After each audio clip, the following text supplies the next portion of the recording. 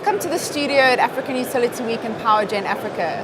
Today I'm speaking with Geoffrey Bakka on the topic of the building blocks that have made the GET FiT program so successful. Welcome Geoffrey, and thank you for joining us today. Oh, thank you. So the first question I'd like to ask you is around Uganda's current energy mix and how it fits in with government's electrification targets. Yeah, thank you.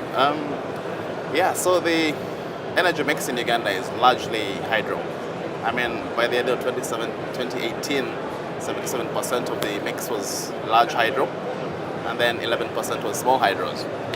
And we had only about 1% of solar PV, and most of that initially was put onto the generation grid by the GET FiT program.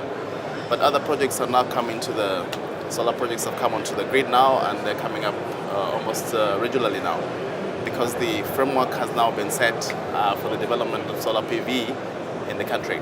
So as you can see, we have a very small solar PV in the generation mix. It's mostly hydro, and also the GET FiT program has a large portfolio of hydro projects as well, as I'll explain in a moment. But yeah, exactly. So that moves me to my next question, and that is, how is the GET FiT program in Uganda? How is it facilitating and enabling clean power generation and the expansion of electricity access? I think the question has two aspects. I mean, you have the clean power generation and the access part. I mean, GET FiT itself was focused on generation to facilitate renewable energy generation in the country. And then the access part on the consumer end was a sort of like a byproduct of the efforts of the program. So in the way we have done facilitation of generation of clean power is largely by trying to address the challenges that the government was facing in three main areas. So in the first case, there were a lot of demands on the government to implement these programs and also to finance them, and that kind of funding was not there. And also there were lots of barriers in the enabling environment in the country to attract investment into the country. And so there was sort of a patchy environment there. So the idea was to create a program that helps to address many of the challenges. And that's how the GET FiT program came into place. So with regard to addressing the financing challenges, the program has a premium payment mechanism that helps to top up the feed-in tariff that the government has in place. And so that's one component. Then there's a technical assistance aspect to it as well, to increase the capacity of especially the regulator to handle all these projects in the pipeline that have to be done. And then there was also initially a guarantee mechanism to give investors confidence when they come into the market that the off-taker will pay them in time and those kinds of things. So usually the risk profile of the country has changed quite a lot over the last few years as a result of the GET FiT program in Uganda. So that was the generation part. It was successful in the sense that it has attracted 17 projects. You have 14 small hydros, 5 to 20 megawatts. And then you have also solar PV, that's 20 megawatts, and one bagasse cogeneration project. So those 10 of them have already been commissioned, and many are going to be commissioned during 2019 and 2020.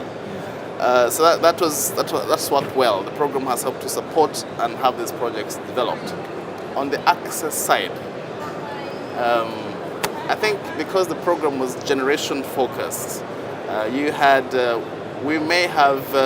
challenges with connecting these projects to the grid eventually, because they were located in remote areas where the grids were weak. And so we had to somehow, with the support of government, build and reinforce the networks to go to these projects.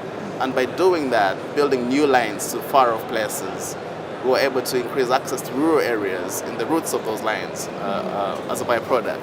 So because people saw the lines going over their heads, we installed transformers, and people can now also use that electricity for local consumption. So those are the two aspects, generation and access.